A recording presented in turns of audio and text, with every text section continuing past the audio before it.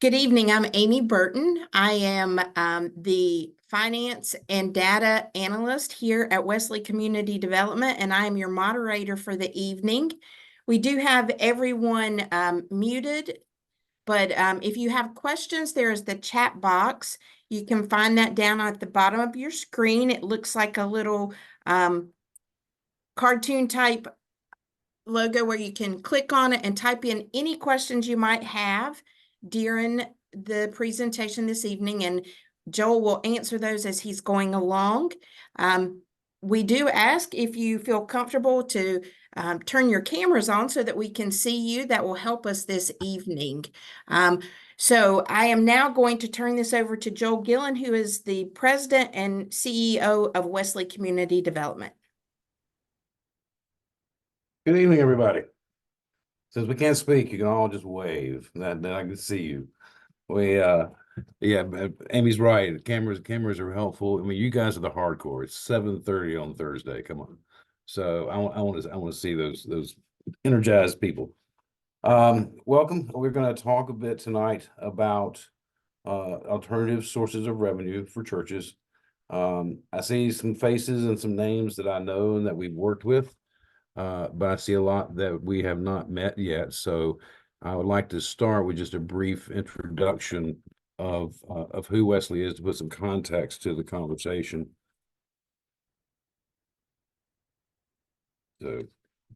So Wesley is a nonprofit real estate firm that is only deals with faith-based properties, but we're a fully licensed commercial real estate firm. We're about to hit our 22nd year. So February 13th of this year will be our 22nd year. In 2002, the Duke Endowment granted the Western North Carolina Conference $1.5 million and said, go build affordable housing. And the creation of Wesley was the response to that grant. From 2002 to 2008, we built 85 single-family homes, did the credit counseling, did all the forgivable down payments to get people in those homes. Even during the Great Recession, only one of those homes went back to the lender, and we actually purchased it and redeployed it into affordability. So we're proud of that work. We think we did it well, but 2008 came along, and so did the recession, and it really didn't matter how good you were at single-family homes, you weren't going to be doing it. So Wesley shifted to LIHTC, which are tax credit projects. They're easier to finance even during a recession. You can build 70 to 90 units at a time. You can have a pretty substantial impact. So we have built 85 single, 1 UMAR, 9 of the projects like you see on the screen now. This is one of ours. We just finished opening one a couple weeks, about 4 weeks ago. We're almost at 100%, which is actually built on a ground lease from the Board of Trustees. We've also partnered with a capital firm to purchase 6 complexes that were about to come out of affordability. So we've put on the ground about just under 1,100 units of affordable housing in our history. It's part of our DNA. We remain active in that. We try to be very focused on excellence as we do that. So we're the only company, for-profit or not-for-profit, that has won best in state in all 3 categories: single family, supportive, and multifamily. But that's not all we do. Some of you may know that I'm a preacher's kid. My dad was a pastor in this conference for 45 years, and I'm the preacher's kid that successfully resisted seminary. I went into commercial real estate instead. And this is kind of me coming full circle. So when I was on the board of Wesley, I was just joined about 2007. What I began to notice was Wesley had a development experience and had a development acumen, but we had a lot of empty buildings with a cross and flame home and a lot of empty parking lots. And so we thought we might try to do something a little bit better. So I joined Wesley part-time. That was the idea at the time. And we created a class called Seeds of Change, which was really to bring churches together, generally 8 at a time, 1 pastor, at least 3 laity, to spend 2 days just talking about ways you could use real estate and use your assets to connect to community. A lot of the projects we have going now come from those early days of Seeds of Change, of those early classes. That led us into actually doing consulting with churches, helping them rethink and understand and looking at their real estate from the perspective of the church, but also from the perspective of real estate. And it's two different views. And, I think what makes us unique is we can look at it real estate with the church at the forefront. And that's probably not going to happen a lot from the private sector. So we help churches look at it and think about it from a sustainability perspective, and how can they grow and how can they generate revenue if need be, but at the same time never giving up who the church is and what the church is meant to be. We were partnered with the trustees in 2000. We finished this in 2018, but we partnered with the trustees to develop a new conference center for Western North Carolina Conference. Those of you who've been in that building or seen that building know that it is 30,000 feet. 15,000 feet of it is leased, which helps offset the cost so that we're not having to reach out to the churches to pay for the building.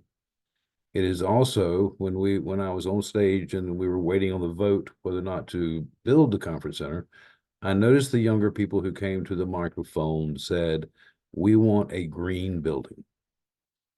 And it seemed very important to them. And most buildings are green now due to code, but we came back and said, if that's what's important, let's raise the dime a little bit. So this is a LEED Gold building. It was the first LEED Gold building in North Carolina after they implemented version 4 of LEED. It has an 85 kW solar array on the rooftop. We are net metered to the grid, and we now have have EV charging stations out front. The purpose of the building was twofold. One was to make a statement that we as a church can move forward without relying only on the plate, that there are other ways to do this. Leasing part of this building helps with that. The second was, if we say we believe in something like creation care, let's build to it. Let's actually have our building speak to that. And so that's sort of an underlying theme in our office when we're looking at real estate. We have, to date, since we started, we have developer innovator partnered in just about $183 million worth of property, 1.5 million square feet. A number of these, the one on the bottom left there, the good Lord helped us with, put bolt of lightning through the steeple, burned a hole in the roof, and then we got the chance to renovate the sanctuary. But you'll notice a lot of open space, a lot of flexible space, which is what we see more and more in need of. In 2019, when I took over as president, I also made us, as I said, a fully licensed real estate firm. We now hold licenses in North Carolina, Georgia, and soon we'll be in Virginia. Since we started brokerage, we brokered about $31 million in property. Half of that, actually over half of that, were churches that were repositioning, that felt like they needed to right size or make a change because the campuses they had were so large. We've also focused really heavily on helping churches with putting into place things like ground leases and leases that protect them but generate a source of revenue. If you tally up all the leases and ground leases that we've done to date, and again, this is only since 2000, really late 19, early 20, it's $71 million. So, I mean, a lot of these ground leases go for decades. So that's been a focus for us to help generate that kind of steady stream of income for churches. We currently manage the property for 3 annual conferences. We are partners with 2 other through a program we call Blueprint Network, and we are in Nashville and Atlanta. So that's kind of the evolution of Wesley. That's kind of how we come about to this conversation and why we look at things like added income for churches. This is the world we live in. So how do we see the changing economic model of the church? As I said, my dad was a pastor for 45 years. Many of us have lived this for generations. This is the economic model of the church. Doesn't take a PhD to figure this one out. People show up, put money on a plate, that money pays the bills, and we move forward. But times have changed. Incomes, pension funds, how inflation versus incomes has changed. And the problem with that economic model is if any component of it gets stressed, the whole thing gets stressed. So now we're in a position where we have to rethink, is this the only way we can continue to be a church? Years ago, weekends were a different kind of event. People weren't working, stores shut down. On Sunday, everybody was shut down. 40% of Americans work on Sunday now. So it's not the same set aside time that it was before. We have new challenges. There were in 2019, which wasn't apparently a very good year. We had more churches closed than church starts. And for the first time, we had a flip where we had more deaths than we had professions of faith.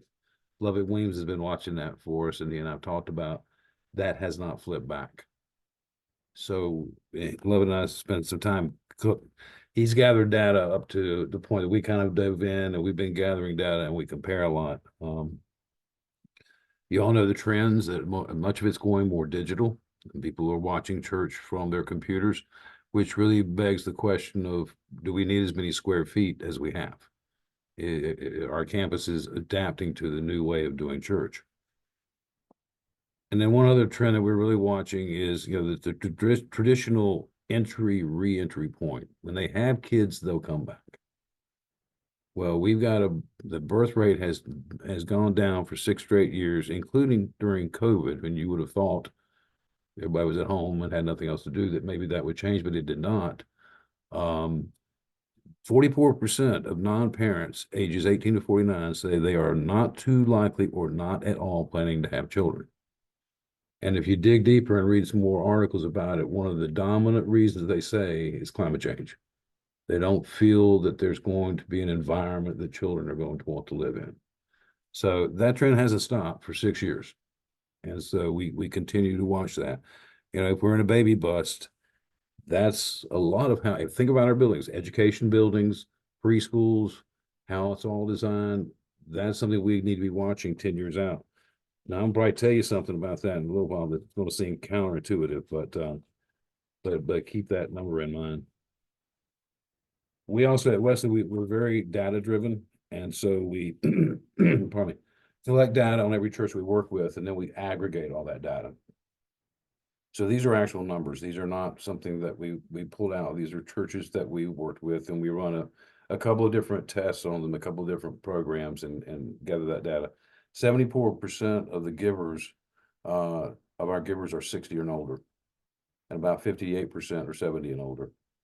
When we run our test, and we'll show it to you here in a few minutes, we run our test, we take that data, we take all the expenses, we take all the endowed funds and invested funds, we take the giving by generation, 20 to 30, 30 to 40, 40 to 50, and then we apply an actuarial table, and we age the congregation by 10 years. And so that's part of how do we know exactly what it is that we're looking to accomplish at each church. So step one, we're looking at additional revenue. The first question is to identify what are we looking for. If we're looking for $1,000 a month or $10,000 a month, that's two completely different conversations. And this is an exhausting can be an exhausting conversation for congregations. So you want to try to stay focused. So we're trying to determine what's going to be required long term. And this is the program that I just referenced that we use. So this is a very static look at it, and this is average, very static look at a church, which says when your expenses exceed your income, we will begin to use your cash on hand. When your cash on hand is gone, we'll begin using your endowed funds.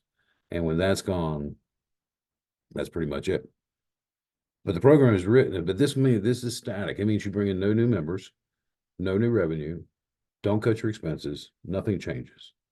So it's written in such a way, though, that once we've seen that, we can step back and say, okay, what do we need to do to become sustainable? How do we change those lines? And we can go back and start moving and changing data. First thing a church is going to say is that we need more 30-year-olds. You do, but you need 7 of them to replace one 60-year-old in terms of giving. So let's find out what that mix of. It's never going to be one silver bullet. It's never going to be one thing that's going to solve all our problems. It's going to be like any other math problem or accounting problem. You got to fix one piece and go to the next. And it's a multiple pieces to find it. And once we know what the need is and clearly defined, we focus on what that filling that gap looks like. If it's a smaller need, you probably are going to look internally into your building itself. What can we do with that building to generate the revenue that will help fill the bucket? To do that, we're very specific about how we look at buildings.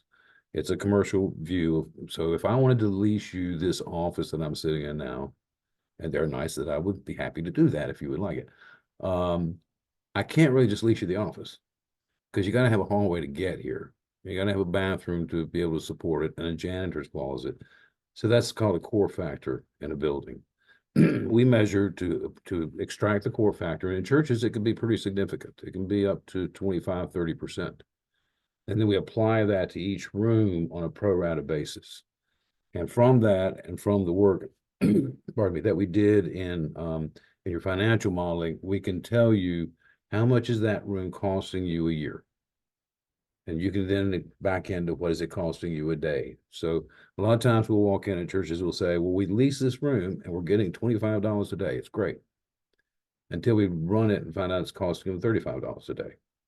So you're actually paying them $10 to be there. Because either they did the math wrong or they only took the room and didn't take in the core factor. So this gives you something to work with. It also tells you the impact score, which is how much is that room being used. And again, this is average data from the churches we worked with. We measure church usage from 9 a.m. to 9 p.m. 7 days a week. We do not ask you what you're doing in your church at midnight. That's between you and you. So that's the reasonable amount of time that you could expect your church to be engaged in community. And then we take your calendar for a year and we actually plug it in to each individual room. So when you get the report from us, you can see how much each room is being used. But here's the overall. This is all the churches looked at that we looked at so far, all their calendars, all their usage. We use our space 10.5% of the time. Now, if that were my personal portfolio, I would be bankrupt. So the question is, what is that? Is that good stewardship? Is that what we need to be doing? To me, it says we have an 89.5% opportunity. So I tend to look at it from that side. And from that, we can begin to say, how can we utilize that space? Well, something like the smaller spaces, we probably use a shared use agreement. If I lease you space, then I'm leasing you space that you're going to be able to occupy 24/7 for as long as that lease runs. And that's not what we really want to do in a lot of these spaces. We use a shared use agreement that says, Greg, you can use it from 8 to 12, 3 days a week. And we don't find that. And I'm going to use it otherwise. So it is literally a shared use agreement, but it also comes with all the insurance requirements and all the protections that a lease would. So the church is still protected against liability, etc. It's just a different style of document. Some smaller shared use agreements that we actually have in place right now, and we know that they work, are counselors. Mental health is a huge issue right now, particularly since COVID, particularly amongst young people. Churches can offer a safe place a place where people feel safe. They're not walking to an office building to visit a counselor. We have one church that has 3 offices of counselors right now ongoing. So that's a shared use agreement. It's a good connection to community. It generates some revenue to the church. I mean, everybody wins on that. Music teachers, we've had one church that I walked through, and I kid you, it's not a joke. Every single room in the church had a piano. Never seen it before, never seen it since. We do have a lot of pianos. But it calls you to we have a church in Belmont that started out with a piano teacher who wanted to teach.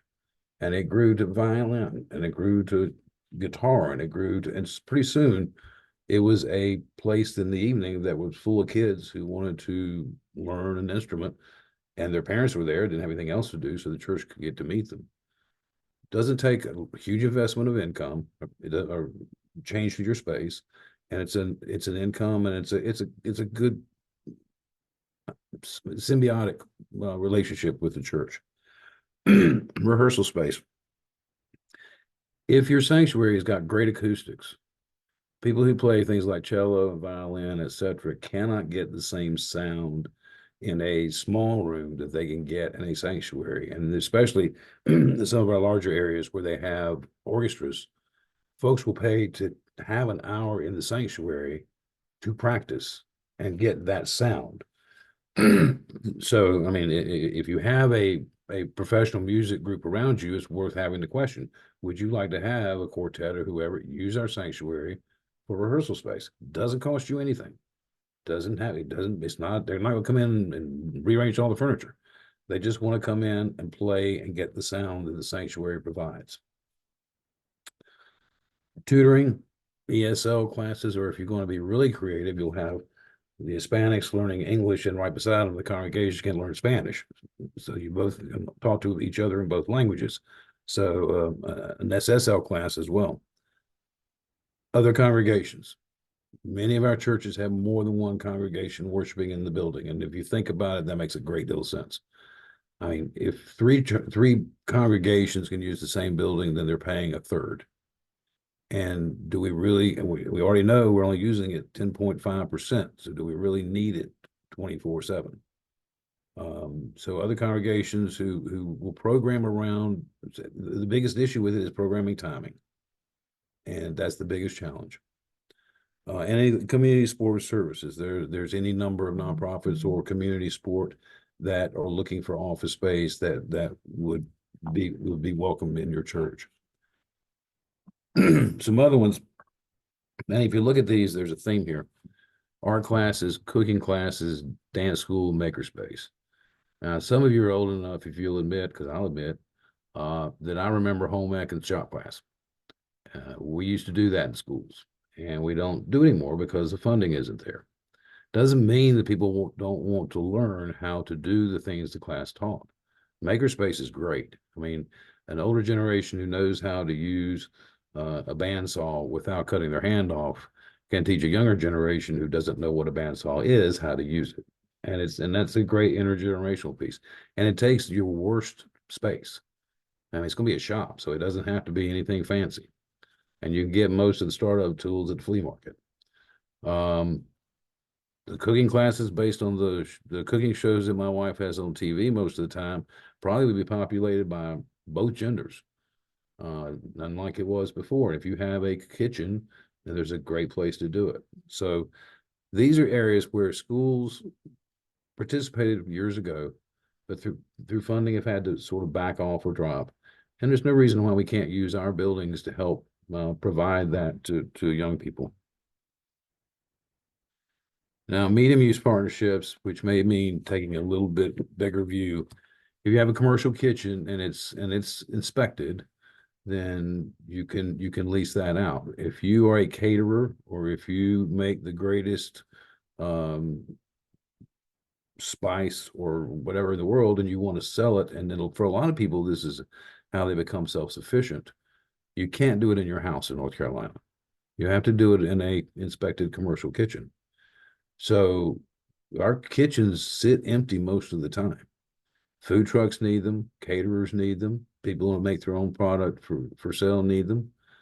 Again, they're already there, and they're just not being used, and there's no reason why you can't actually lease out some of that space.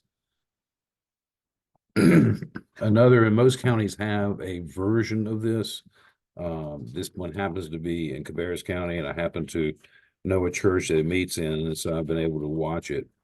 AARP funds a feeding ministry for seniors, and generally it's there's like one in each county. They cook the food off-site in another kitchen. They bring the food to the location, so really your kitchen is used as a warming kitchen. And then they want your fellowship hall. They hire the people who run it. They pay those people also to clean up behind themselves. So now you're not hiring people. You're not having to make sure you have volunteers to do everything. It's self-supporting. But if your volunteers want to go and participate, they're welcome. Because if you watch this thing in action, it's not so much the food. It's connection. You know, church is connection and purpose. Connection to each other and connection to something greater than us and purpose. Why do I get up today? And watch this.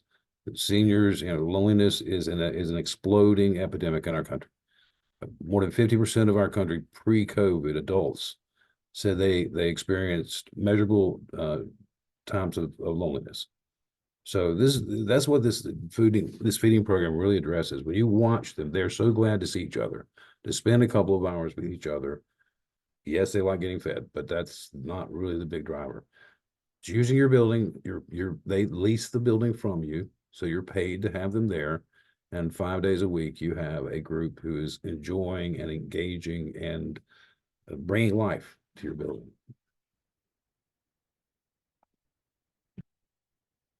You can do full-time leases for office space to nonprofits. It's just anytime we're doing a lease or a shared use agreement, we remember one thing. In our shop, we talk pretty carefully about it. We're not doing a lease or shared use agreement for when we're all singing Kumbaya. We're doing it for when it hits the fan, and everybody needs to understand what it is we're going, who's responsible for what. So as long as they're structured well, then that's an option. For-profits are not going to be as financially solid necessarily as others, but that's okay. We understand that world. So you get enough of them, and there's a real synergy to what may be happening there. There are several government agencies and offices that would like to have church space for immunizations, for testing, for a number of different reasons. We spent time during COVID helping identify churches with steeples that we could put antennas in to beam Wi-Fi to the parking lot so the kids could do their homework. I mean, there is a relationship to be had with government agencies who don't have deep pockets to do things, willing to pay for your space, but they're not going to go out and lease a building on their own. Joe, the Yes. question has been asked, what if any approvals are required before a church can enter into a shared space agreement or lease with an outside entity? Is that conference or district approvals? Any kind of like a lease that we're talking about, which is maybe a few spaces in your room, doesn't need conference approval, doesn't need district approval. I'd tell my DS if it were me. It really needs trustees' approval from your church. Thank you. Thanks. And so we talked earlier about the child care or children, the birth rate's going down, but we still have children in the pipeline. And this is something that we've been hearing more and more from our lenders, from our funders, and from our clients, that there is a real challenge out there. I mean, we've all seen it that, you go to a restaurant and they're having to close a part of the day because they can't get workers. And you're seeing that the workforce is really, challenged right now. There is a big conversation beginning to percolate up about we've got to find a way to handle childcare. And we're not talking about half-day Mother's Morning Out programs. We're talking about full-day programs so people can work. There are 600,000 children under the age of 4 in North Carolina, and 885,000 ages 5 to 11. 65% of the children under 5 live in a house with 2 adults working. Infant care in North Carolina is on average now is $10,000 a year. So it's pretty hard to make those numbers work, because if you have an infant, you're probably early in your marriage and you're probably early in your career. So there is a real look at how do we open 5-star full day preschools. And a lot of our churches were designed for preschool. They were really designed more for the Mother's Morning Out, but they can be tweaked. One of the first projects that Wesley ever did was a church that wanted to build a bilingual preschool. And we will modify their building in order to bring it up to code and bring it to where they could be 5-star. It's worth taking a look at if if you have those bones in the building that could be tweaked a little bit. But I would suggest a third-party operator join you. I don't think the church wants to absorb that responsibility. It's significant for a full day, but partner with somebody, because if I'm a third-party operator and I don't have to build a building, then I can grow pretty quickly. And if you don't have to go be the operator, you can grow pretty quickly. So it's worked with churches, and there's a certain number of different ways you can arrange that that contract, so to speak, to make that happen. In our church, we have a pretty significant full day preschool, but they the space is used by the church on Sunday.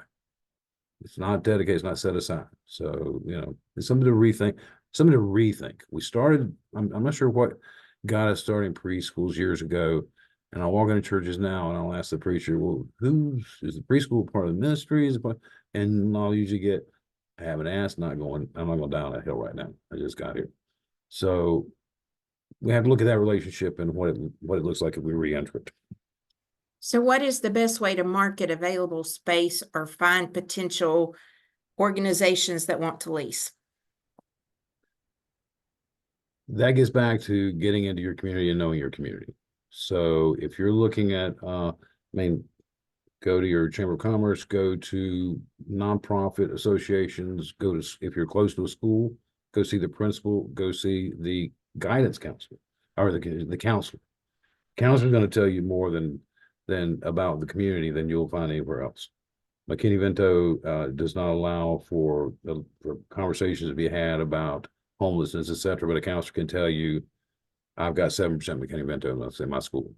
That means 7% of the kids are living in the car. So go looking for what the issues are and who's trying to help them, and then go to that person. I mean, we say, if you go to McDonald's and you see somebody trying to tutor a child in the middle of that chaos, and you got a building 3 blocks down with an empty room, then we've missed the connection. And so it's really a matter of getting into who's doing what, who's trying to serve the need, what is the need, and how can you be a part of that solution by saying, look, I'm not going to do the counseling, I'm not going to do that, but I've got a space that you can safely come in and use and do. There's not an ad you can buy or anything like that. It's a matter of rolling up your sleeves and getting into the community and finding out. So if we want to go larger and more involved income generation, the first thing that comes to mind is to energize excess land. Now, we can't talk about that without talking about the growing conversation right now about housing. And if you read and listen to a lot of folks, many think we should just turn over all our real estate and all our land into housing. And I get that there is a housing challenge, and I understand that. The question, of course, is if we do that, what dry powder do we have for the next issue that the church needs to step up and help with? The other is that housing is complicated.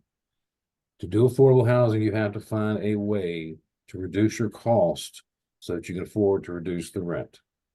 And that's why tax credit projects work.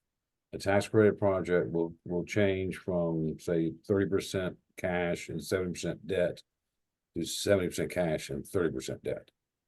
And that's how you can afford to lower the rental rates. So it's not easy.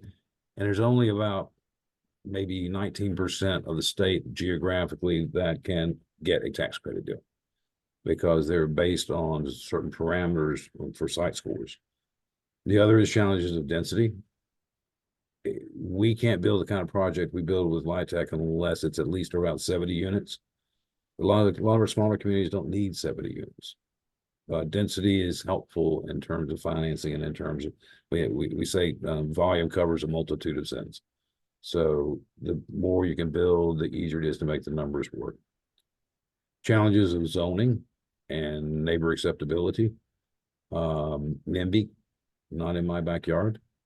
When you say the word affordable, you will see the walls going up in front of them, and you will know that the battle is on. Challenges in code. If you want to use an existing building on your campus, so we'll show you in a second, a church that we've turned into a women and children shelter. The minute you change, though, from the church to somebody sleeping in that building, you have tripped into a new code. And then you have to start doing fire stops and sprinkler systems and so on and so forth. So there's a significant number to watch if you want to try to accomplish that. And then who will manage it day to day? One thing we're very cautious about is we can't burden a lot of new ideas on congregations. A lot of our congregations, especially if they're older, will look at you and say, I can't lift another rock. I've been lifting heavy rocks in this congregation for 50 years. I just don't have it to do it again. They don't have to. We can find the right partners and including managers. So we own 1,100 units of affordable housing. We don't manage them. It's a very specialized job. I don't want to be in that work, so we hire professional managers to manage those properties. And then the other is, if you're talking about housing, there's all kinds of, there has to be an understanding that housing is not one simple, it's not Section 8. There's a lot of things. As I said, affordable housing, the walls, well, we try not to use the word any longer because it's gotten a connotation that isn't fair. I walk into a community or a church and I start seeing that fence go up. I'll say, okay, that's fine. But let me ask you one question. If I'm a first year teacher in your community, can I afford to buy a house here? Or if I'm a first year police officer, can I afford to live here? Generally, the answer is no to both questions. And it's like, okay, so you'll trust your child with me, you'll trust your life with me, but you don't want me to be your neighbor. It's not to make anybody feel bad. It's just to say affordable is a relative term. So we started using the word attainable. What can somebody attain? There's also, we have a church that's doing a great job of building a foster care home. Again, that's housing. We got 2 churches in Florida that are building housing for kids who turned 18 who are in foster care. Because magically, when you turn 18, you're not going to have a place to live. You can still get foster care services, but you don't have a place to live. I have 2 children. I watched them turn 18. Lord knows I would not have turned them loose on the world for anything for love and money. It's not a magic thing. So these kids are moving into into this church and in their education building that they've renovated. They partner with a college so that the kid gets to go to college and gets a scholarship.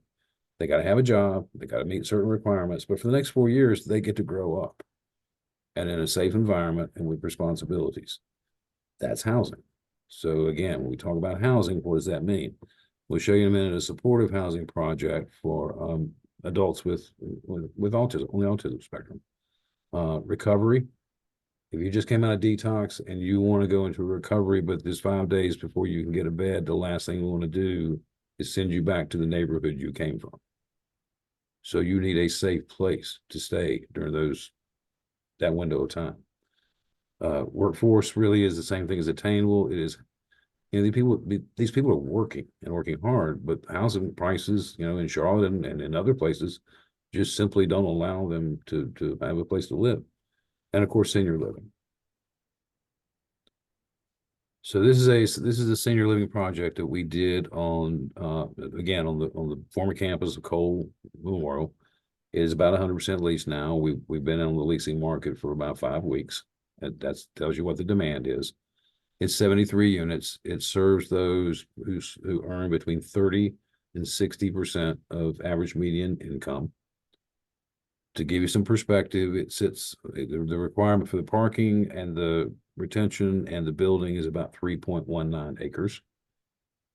But again, this is a 9% LIHTC deal, so it has there'll be 130, 140 applications each year. They'll award 25 to 28 or so projects.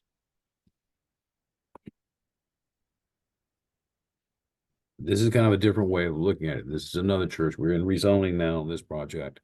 So if you can see my cursor here, this is a new 100 unit independent senior living market rate.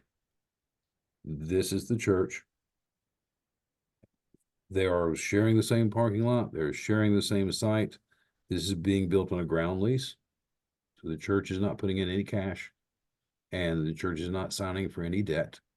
They're simply getting a revenue stream, but they're also getting 100 units of people who can walk across the parking lot to come to church every Sunday.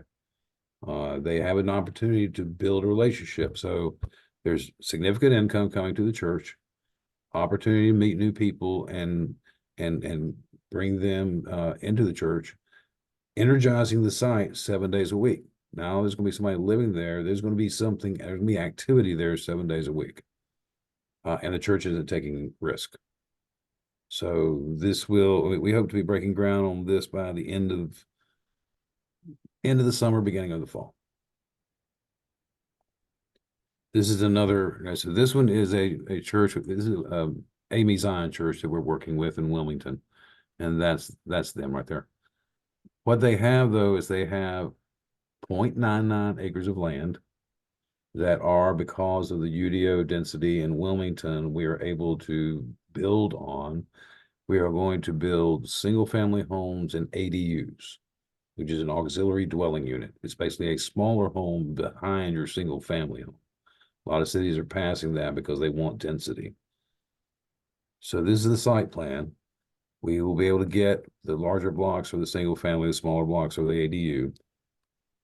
We're ground leasing this land from the church. So the church is again getting a revenue stream. They're not building, they're not paying for it.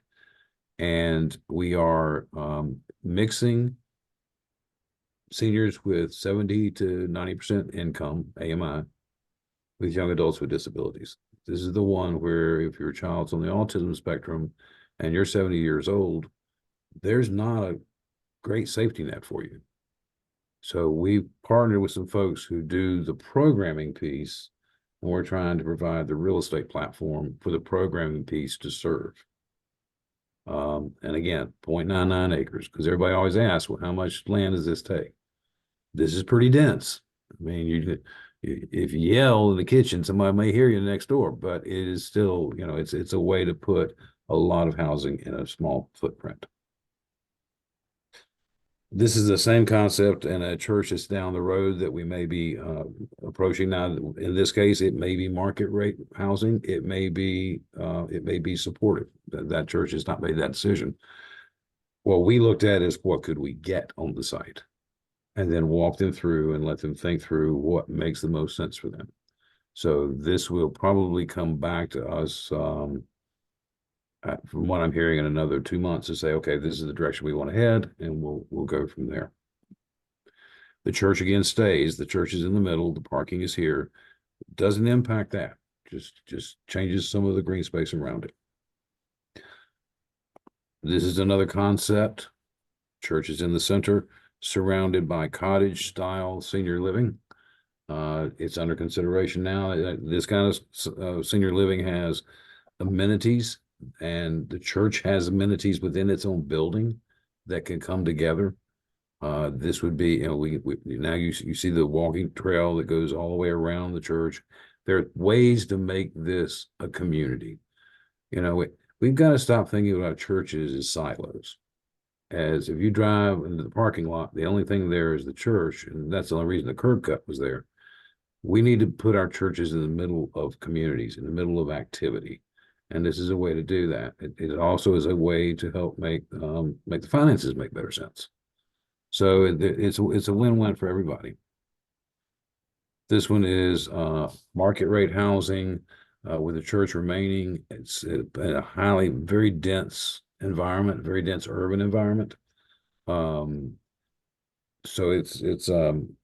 but again, the church stays, gets a source of revenue, gets people close to it, and you can build community to connect to what you're doing with the housing. This is a little different. This is a church that we redid. So this facade is new. This fronts a very, very active road. And previously this was what spoke to the building. I love them, so they know I'm not making fun of them, but I always call it early American circus tent. And then that's what the street saw, and it didn't really speak as being a church. We were able to very surgically change the facade by adding space they wanted to add along the front so that we could give them what they need in terms of space, but also change what people saw. Move a entranceway to the preschool here, because previously the preschool had to come in the front door, walk through the food pantry to get to the preschool. And that made parents somewhat nervous. Now we could lock it down. But what we also did was we drew a line right here. We attached the loan for the building, for the renovation, just to this. This is unencumbered. The L shape doesn't exist yet, but it will. There's not many open spaces left on this road for Starbucks and Chick-fil-A and whoever else. And when they do come, we don't have to say, well, wait a minute, we got to go and get the loan redone. We've already done that. So we try to think ahead. We'd always try to put infrastructure in as we're building something so that we don't have to come back. We try to master plan things so we don't build something we're going to have to come back, tear out again. It's just the way that a commercial real estate person will look at it. This is in existence now. This is a charter school that is ground leased from one of our churches that we took down 2 small houses that were being rented out for not a great deal of money. The church gets a lot of infrastructure, a lot of road improvements, a lot of parking improvements. And you have to understand with the ground lease that at the end of the ground lease, the church owns whatever was built there. Because it's not like you can jack it up and put it on wheels and drive it away.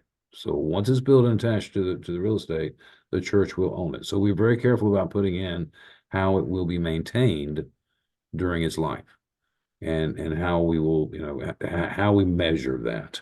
And also be very careful that if this charter school ever to close, you don't get to turn it into a tattoo parlor and just do your thing. You've got to come to the church for approval. If you want to put another school in there, we're fine, but we still want to know about it. But you have to come for approval. You don't get just an open window to do whatever you wish. And this is a church in Texas that actually did a partnership with the YMCA. And this is pretty cool. It's got a lot of things in here. The atrium area here has slide down garage doors. So if the weather gets bad, you can still use it, but you open it up when it's not, so that it's an outdoor. You'll notice here, these are actually container home type buildings, which are pretty cool. I don't know if you've been to, there's a bunch of them in Wilmington. There's a whole neighborhood of them. They're inexpensive and easy to put together. But this YMCA, one of the reasons that we started looking at this was we have several places that do not have water and sewer. So we're limited as to what we can do. We can only do a certain number of facilities. This doesn't require as many as a building would, but still is something that brings community in. If you JV with the Y, there can be some revenue from that. So it makes a lot of sense to look at these kind of things. We're constantly looking at new uses, new designs, new thought processes about how buildings are being used. You can also merge and create something new. So this is 2 churches we help walk through the merger process. We move them to one campus and we're redeveloping the other campus. So the other campus is going to be 34 townhomes, of which 32 are currently under contract. They are selling for a very good price. They're in Charlotte near South Park. And the church is a partner. So it's a joint venture. The church is a partner in the transaction. Obviously, once they're all sold, the corporation will be dissolved, but the church is getting their land value and they're getting a pretty significant percentage of the profits. They did not put in any cash. They did not sign any debt. That's what private equity was brought in for. So it takes a little bit longer to get your money out. It's going to take, they will have been in this for about 14 months longer than if they just did a straight sell. But they'll more than double what they would have gotten in a straight sell. And then this money will roll down to the other campus and redevelop it to be something more engaging to the community.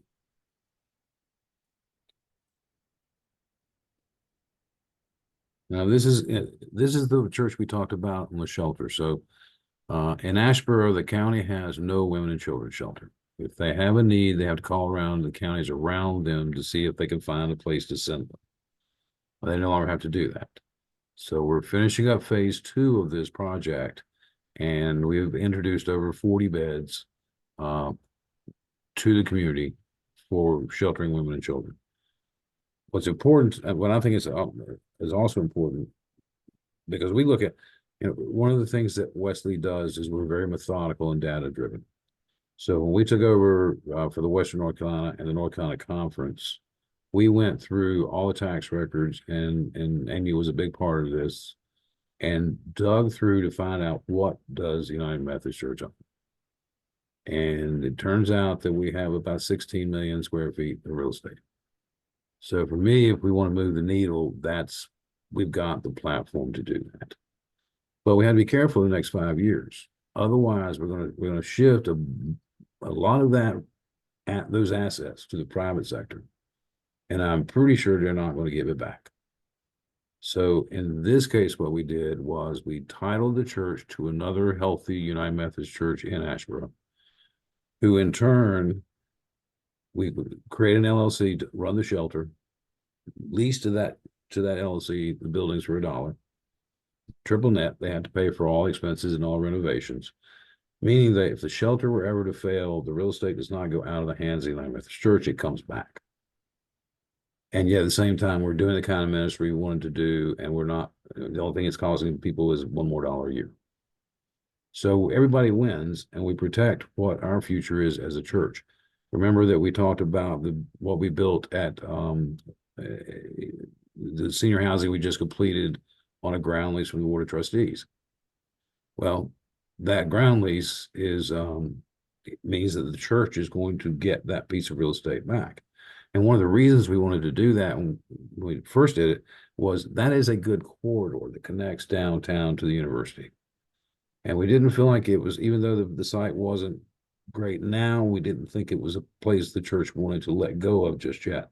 And sure enough, about 4 or 5 weeks ago, it came out that there's a railroad line right across the street from this church.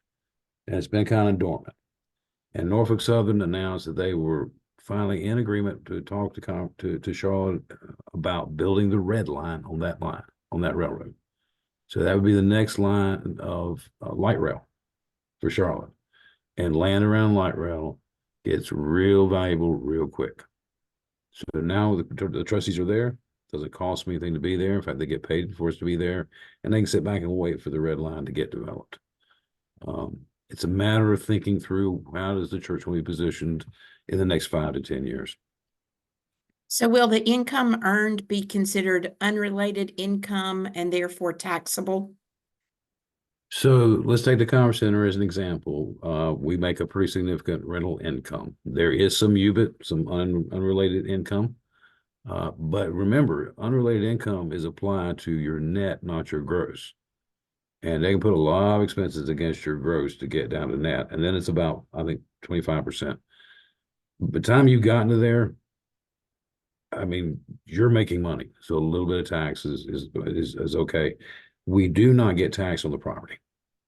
Property tax did not change. And so, so we don't, I do not, I got the caveat, I do not give legal or accounting advice. We will happily introduce you to folks who can do that, but it's not been a true issue. The 3 or 4 entities like the Conference Center that generate the most revenue, the ones I watch the most, because they're the ones that get most attention. And it's just not been a major issue. Now, we do suggest, as we do some of these projects, and not to get too in the weeds, but we will create separate legal entities that to place those assets so that the church is protected. But again, that's getting more into the weeds and probably want to do tonight.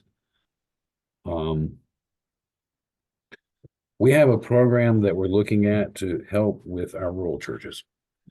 Our rural churches don't have a lot of the assets to tack into, like some of the larger projects that we've talked about. So we've been working on something called Rural Village Center.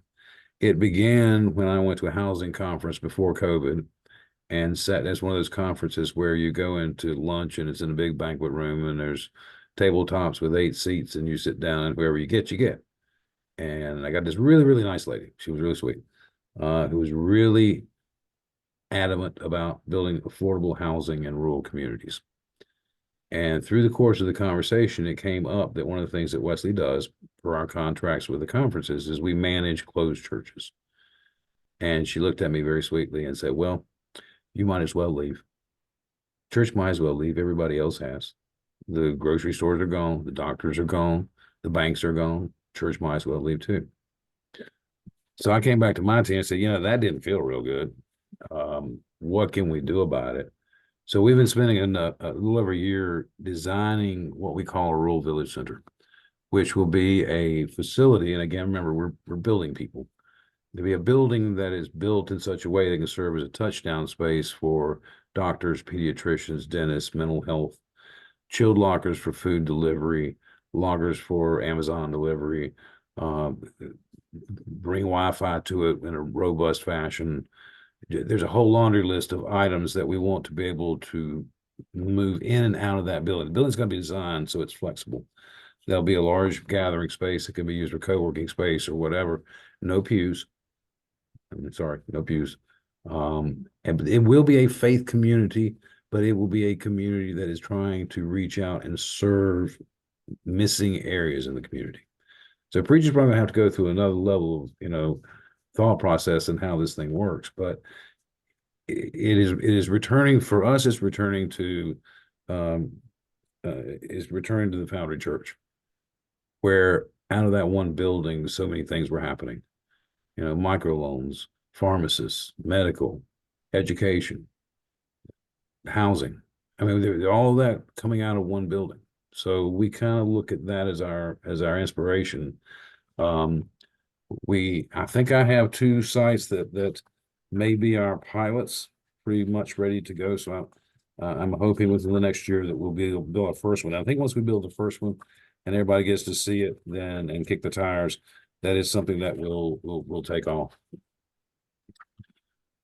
So going from that to something a little bit bigger, there's always the opportunity to do a full campus repositioning. This is a church in Atlanta. They actually have this site and this site, and the road divides them. This side has a reversion clause. This side does not. So what we're doing is we're going to contract with a developer to take this piece at a pretty significant price.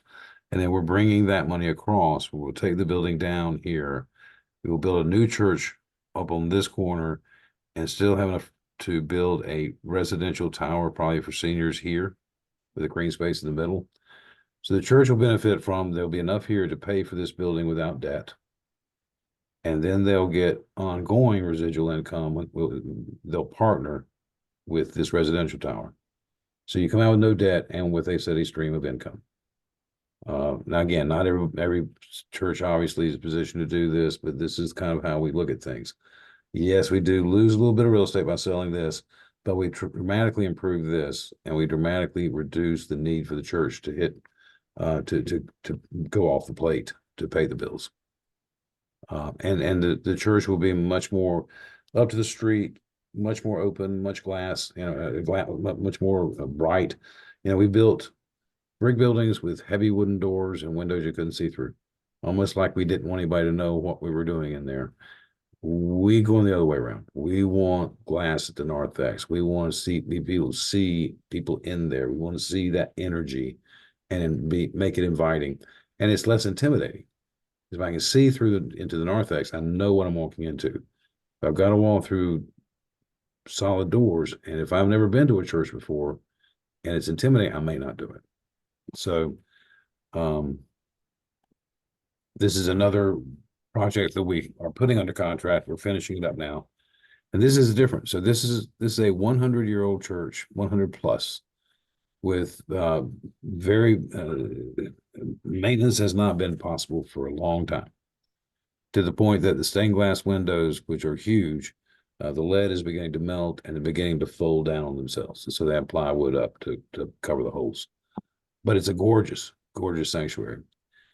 This proposal is, we did an RFP, request for proposal, to developers, and this is the largest developer of affordable housing in the country.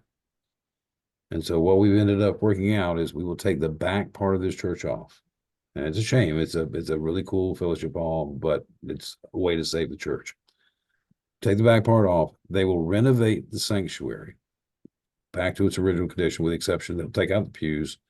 There's debate about whether we're going to keep the organ or not. They will then build this tower with affordable housing on the back of the building. They're going to keep this facade, you see, that of the part that they took down.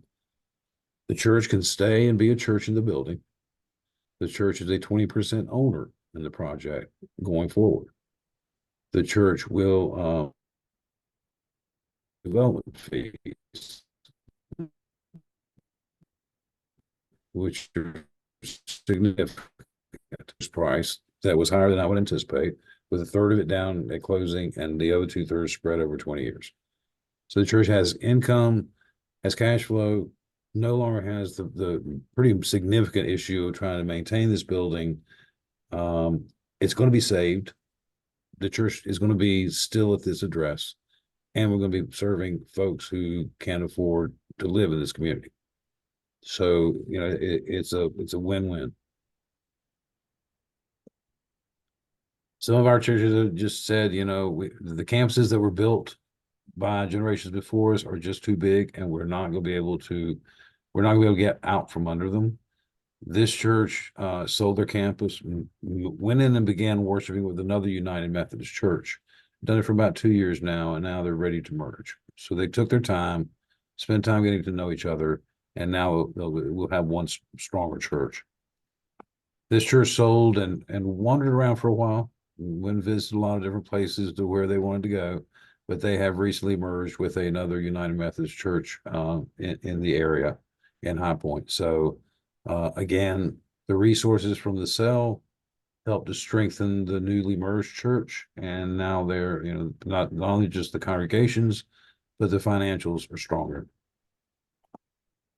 This is a church that has made a decision that they want to right size, but they want to right size in something that's a little bit different, maybe a little more open to a wider population of the area. We've looked at strip centers, we've looked at retail as a place for them to go. A couple of things that are interesting when you do that is if you go to a landlord of a retail shop and say, "Hey, I'd like to lease your space," and they, "Well, okay, great, we want to lease it.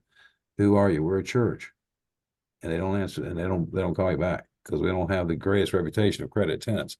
So we've learned ways to work around. We want to do something that's mixed use. But this church said, we take this money from the sale of our church and invest it. The proceeds of that investment, we can really impact a lot of really good ministries. And that's really what we're about.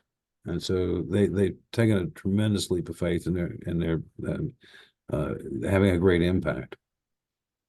So bottom line is, for us, you've heard a lot about the crisis of the church and the crisis of finances and all. We don't see that at all. We think this is really an opportunity for us to think smart, think wisely, and reposition as we need to. We only buy a play squirrel.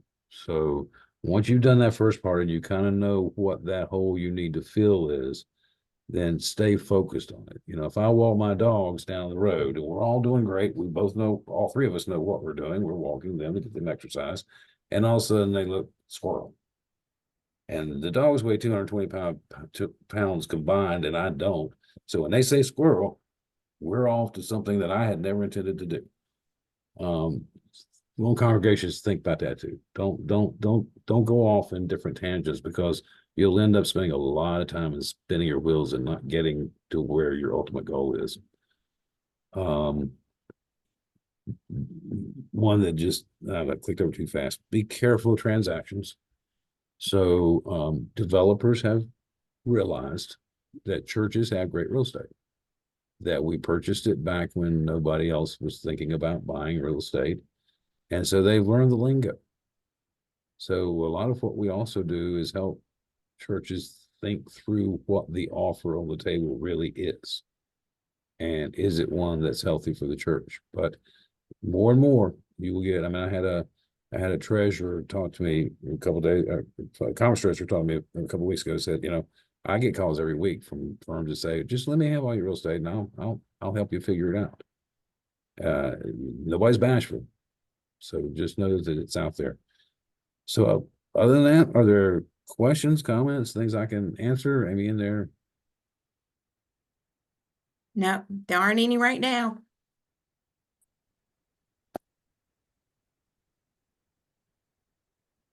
I have a quick question. Go ahead. Go ahead. This is Leslie Mullinex. I'm from Ardmore United Methodist Church in Winston-Salem, Forsyth County. And one of the things that I've heard from a church council perspective, when we put out some ideas about trying to look at financially securing, to your point, the way our building and maintenance needs have come up. And then, like you said, the giving going down in terms of membership age groups is, we have some people that are very risk averse when it comes to things related to insurance around partnering with some of these maybe outside opportunities. And what has been your experience, or what is some of the things that we can talk to our trustees in terms of how to balance some of the risk versus the rewards of what you've found in your investments? And that's that comment comes up more often than you might think. And I think a lot of it is an experience that we've all kind of gone through recently with a large issue with an outside group using our properties. I think we learned from that. Again, when we look at leases and agreements and so on and so forth, we are very specific. What insurance they have to cover. I mean, it's not going to be us. We're not the ones going to have to carry all this. And not only do I want you to insure under the terms that I'm telling you I want you to insure, but I want to be is listed as an additional insured. That means if you don't pay your bill, I'm going to get a letter saying the insurance has gone away. I don't have to wait on you to tell me or trust you to tell me. The insurance company will do so. There are steps you can take. You can't insure against everything. I mean, we can't do that as a church. I mean, we do safe sanctuary, but we can't protect against everything. But there are certainly steps we can take that are more robust than we've taken in the past. And, you know, I keep coming back to, if we don't do things like this, if we don't make some changes, when the money dries up, it really isn't going to matter. We have to face some of these issues now and figure out the best way to do them. But between leases and certain being very careful about the legalities and the insurance coverage, and again, not taking it on yourself, make sure you have your own, but you can require these folks to carry their own. They require that you know what's happening.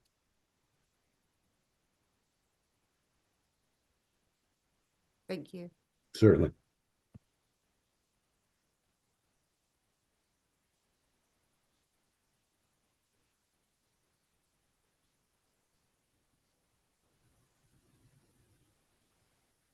Okay.